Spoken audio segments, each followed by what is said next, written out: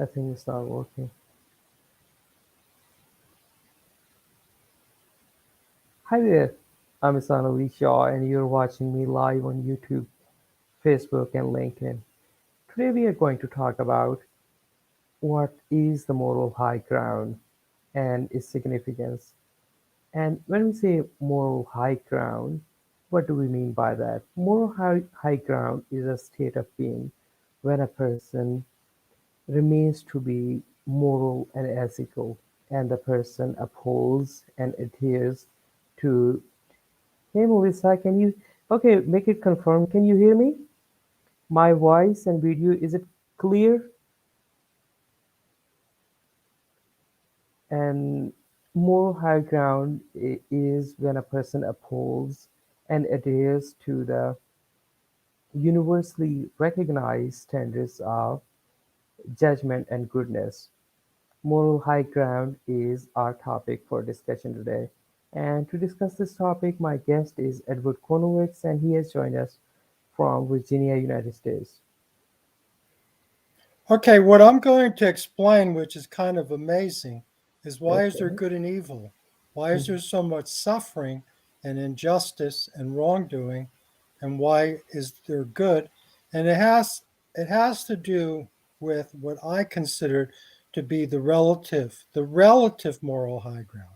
Very important to put that word relative there Yeah. because you could have a high moral ground and go swimming with crocodiles and they'll eat you up Mhm. because your moral high ground is relative to your situation, not to the crocodiles in the river.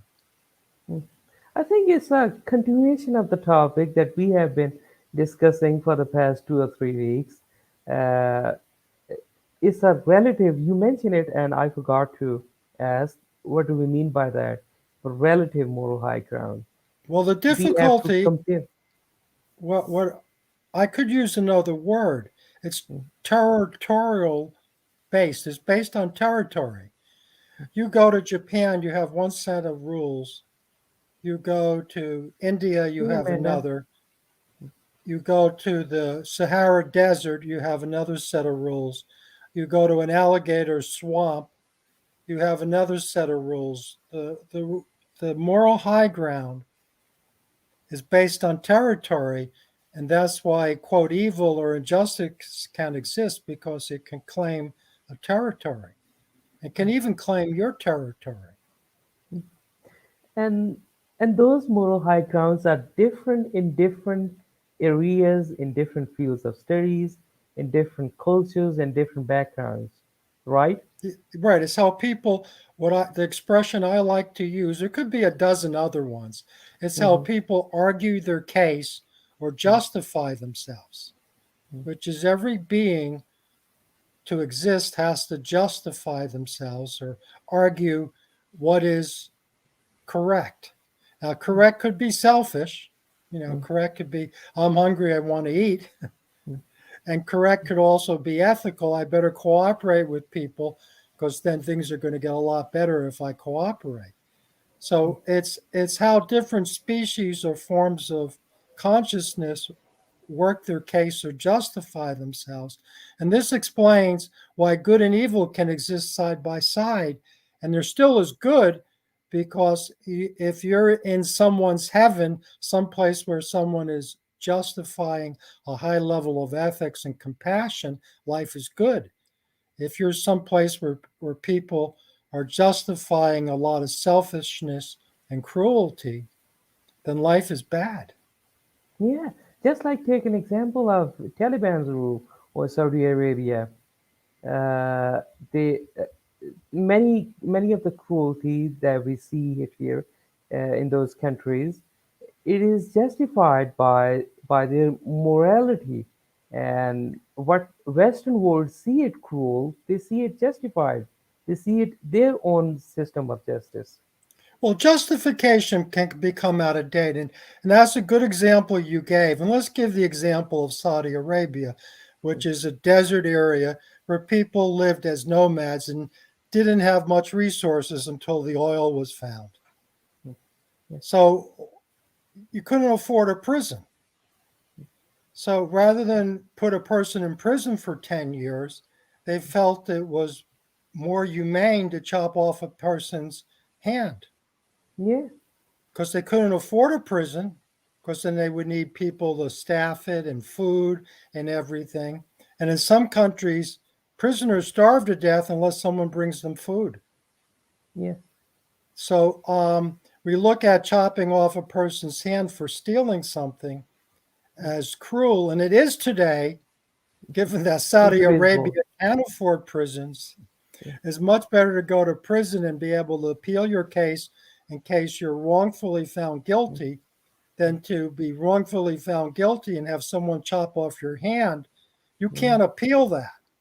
yeah. But And, if you're and in when we prison, talk, there may be further evidence to exonerate you. So a prison is more humane if you can afford a prison. mm, the whole definition of stealing and theft and robbery is completely changed in today's world. Now, if you are downloading something illegally, then it is also falls under the category of stealing. So, what would you do? Chop off the fingers of anyone, I or know for every song they downloaded illegally, they lose a yeah, finger. Uh, yeah, um, but you have to look at the, the justification in terms of territory. That's what worked in the territory. The unfortunate thing is a justification can continue after it's no longer justified. yeah, So, and when we argue our case, this is the mistake most people make, and why most people have very little power. They argue their case about their life, but the universe doesn't care for your life. You're an yeah, ant. You're one another little insect on a big planet. So you have to argue a general case, which is law. So the people who argue the general case, not based on one individual, but based on everyone, have more power because their argument is more justified because it's not based on one person. So most people, when they go to defend themselves and justify themselves, they quote need a lawyer because they're arguing about themselves. They're not arguing to the general case. That's a philosophical point that most people cannot understand. and when we talk about moral high ground, then as we have already established the fact that moral high ground has different interpretations in different fields of studies.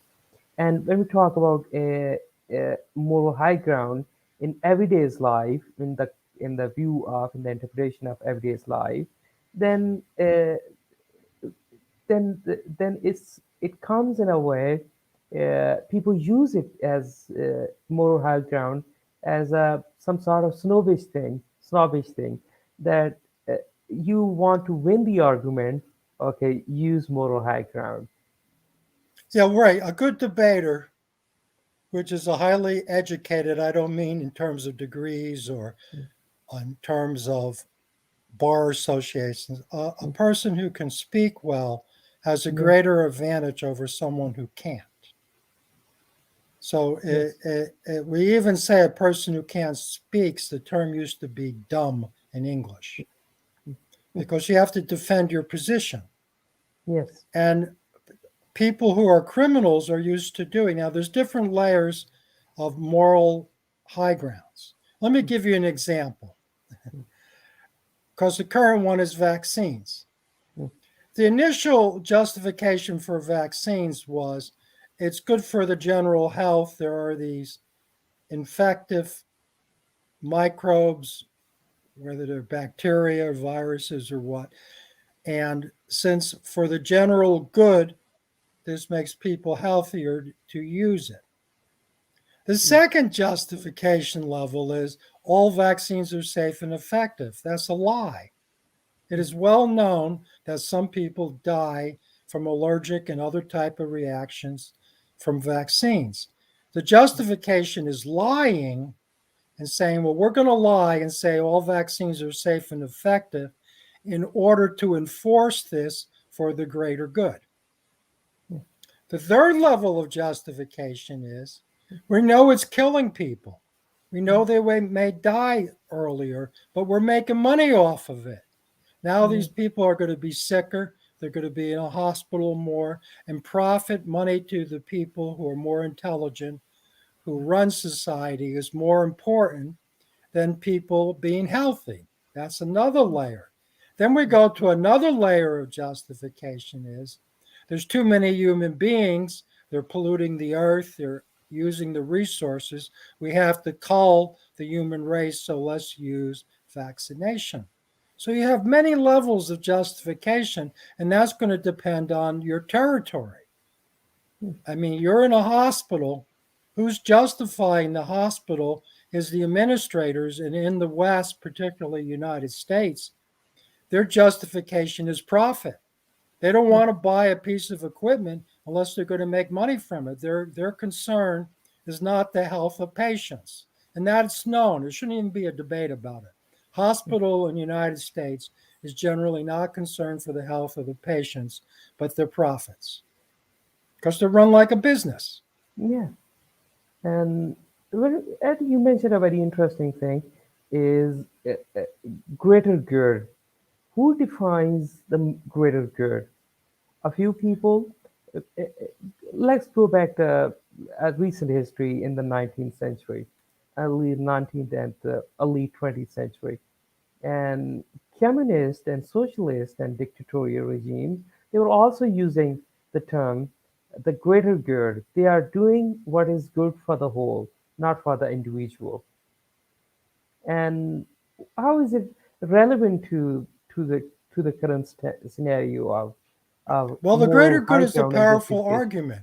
I mean, we have that with electricity. Farmers could not afford electricity or telephone service, which is the cost of running miles of wires to their houses could not be justified. So the government stepped in and said, "We're just going to install the network to everyone, even farmers, because farmers are important. They're supplying our food, but they Mm, can't afford the wires going to their house." So then we have what is really true. Without government subsidy, no big business can survive. That's an economic justification or mm, truth. There's always government subsidy, it's usually hidden, but because for the exact exchange, there's underlying costs. So there's a lot of economic arguments and moral justification. What is the relative higher moral high ground? Well, it's based on supplies. People need food, they mm, need transportation, they need medical care. So a lot of moral justifications are based upon economics. So bankers and people who are familiar with the different exchanges, like New York City is a major trade area, they are able to present usually in esoteric terms or specialized terms that most people don't understand their argument. And this is a key thing. Places where there's a separate language, it could be terminology like in a hospital, it mm, could be economics like in New York City, it could be a different language like Arabic in Saudi Arabia. So different justifications occur in different arguments, and then you don't know that language, so it's very hard to argue against it. So mm, someone could be arguing for a moral high ground in a different language than what you understand. So mm. you can't debate. It's Yeah. important And when you're up against a moral argument that you can defend yourself or debate the basis of that argument that's invading or imposing on you. yeah.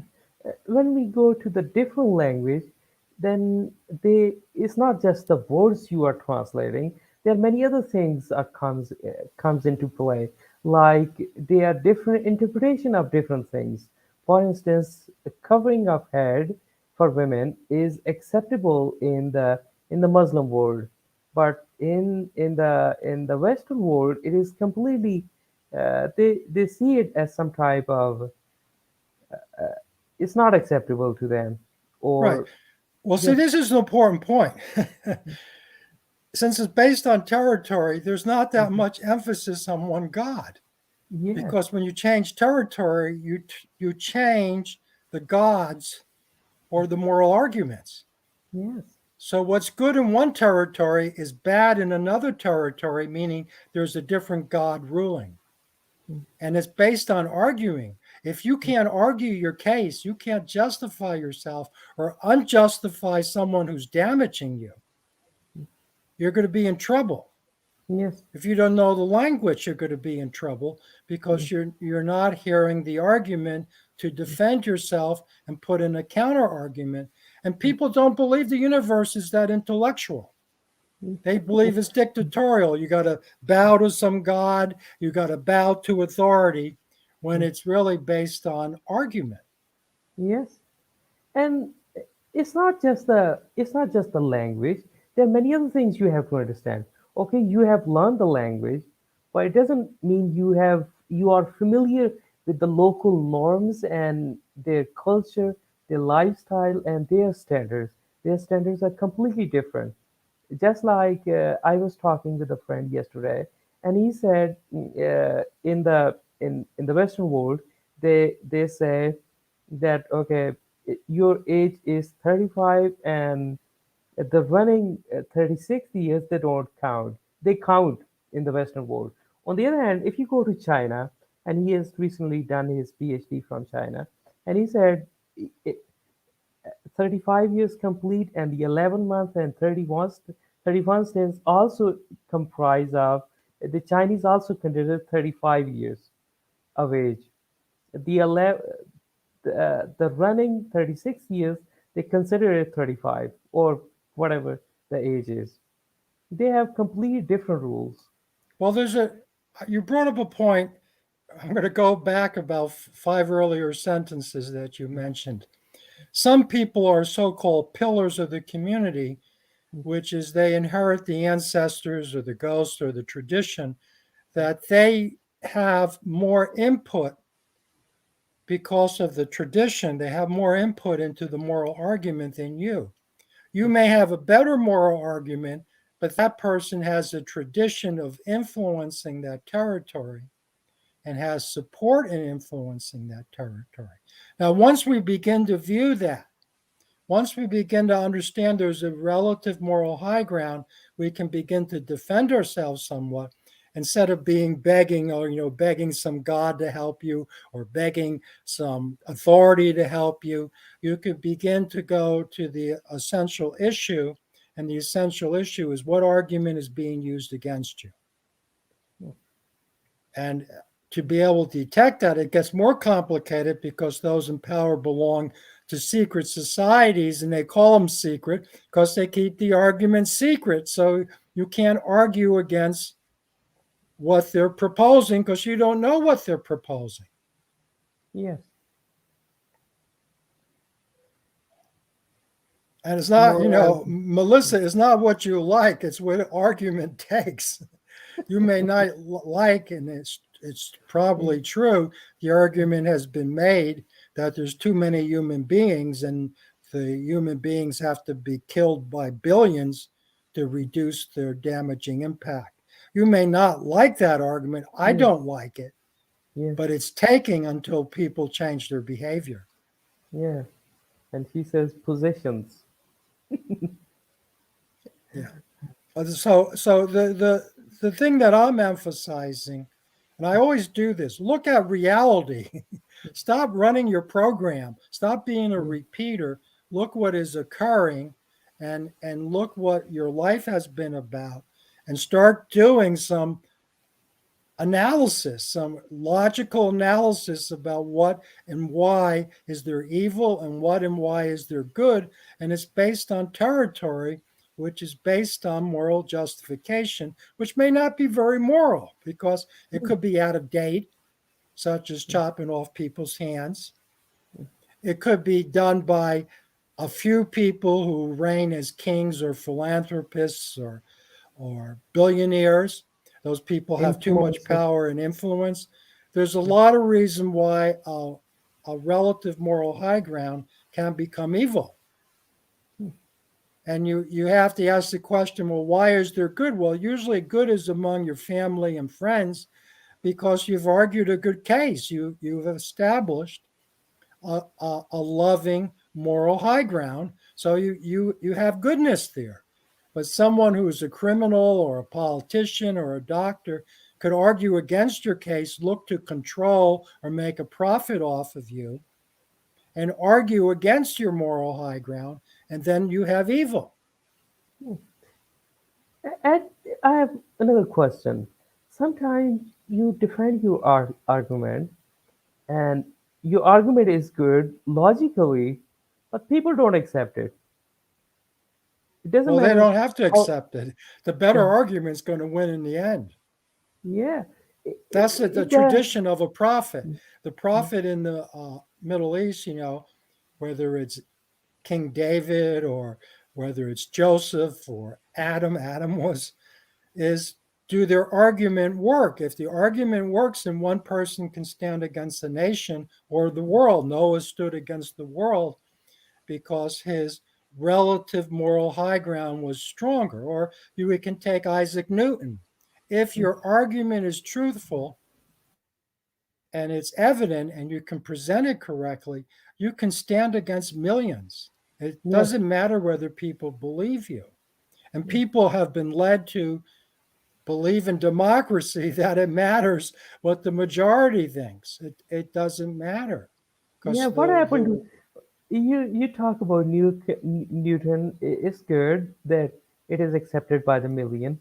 What about the first person who proposed that the Earth is round and it is revolving? Galileo. What happened to him?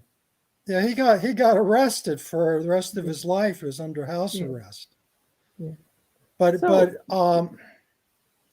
he was uh, already he was. involved. He had I believe an uncle who was a archbishop or cardinal.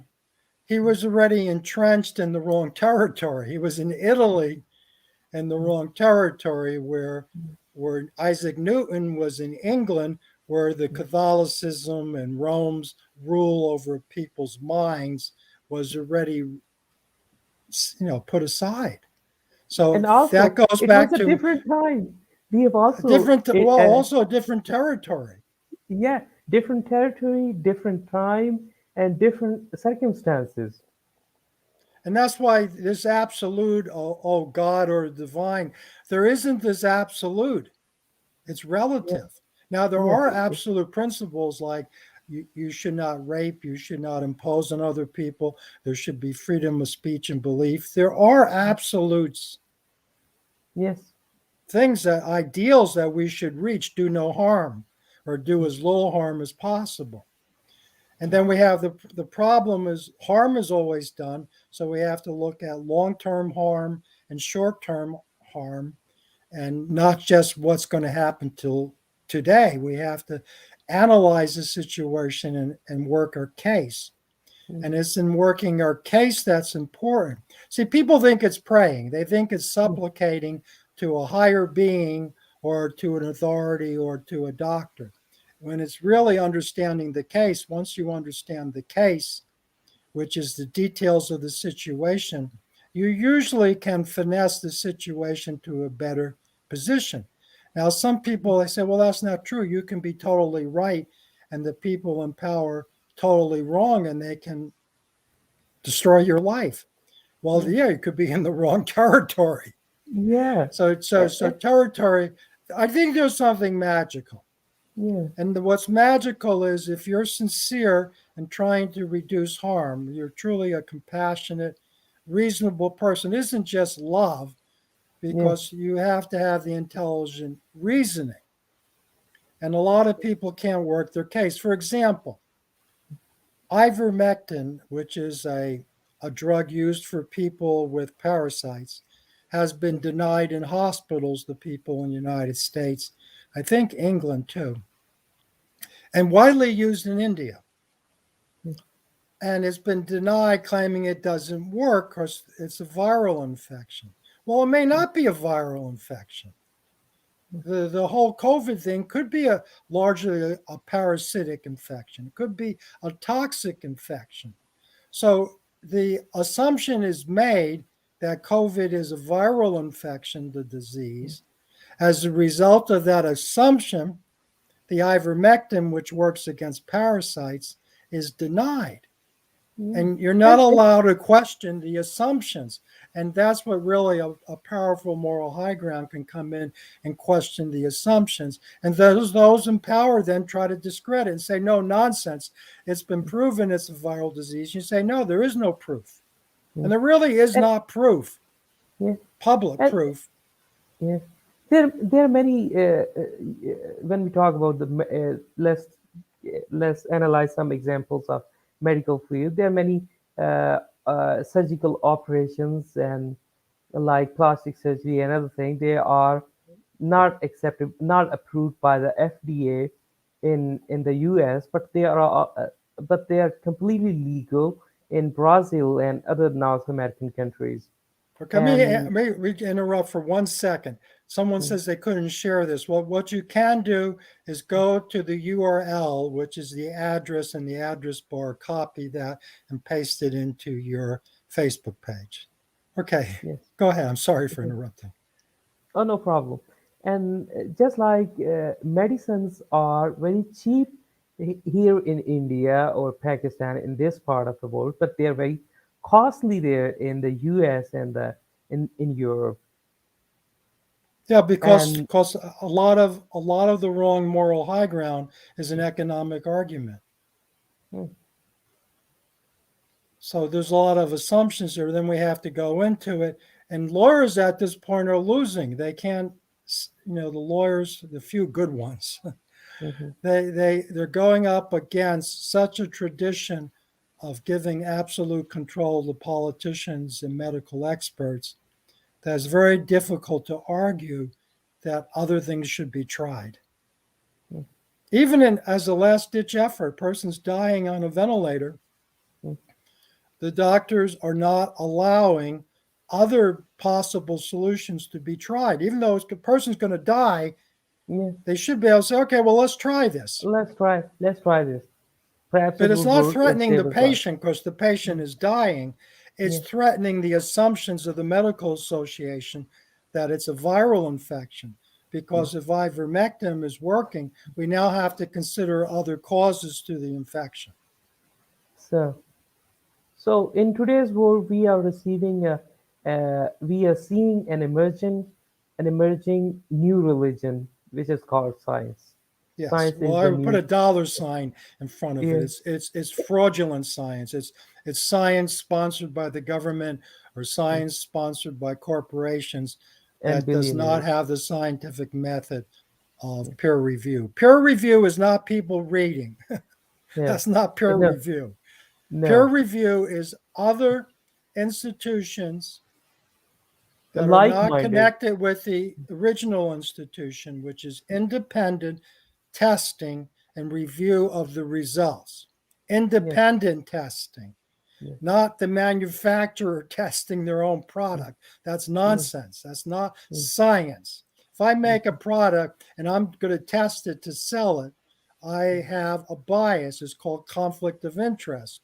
And mhm, conflict of interest is an argument that's no longer made in the media or culture, which mhm, is Johnson and Johnson, Moderna, Pfizer. They should not be testing their own products. It's conflict of interest. yeah. So, how do you summarize it? What are your final thoughts on moral Well, high ground? people have been distracted by religion to think it's begging people rather than, the prayers are begging prayers. Do Yeah, this, please do that. yeah, And it really should be an argument.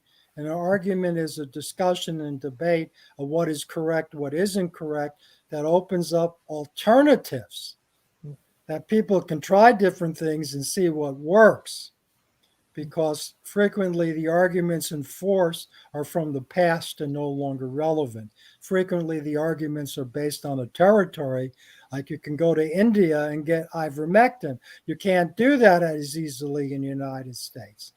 yeah, So we need to analyze the situation, discuss it, and we have to wait until our case takes.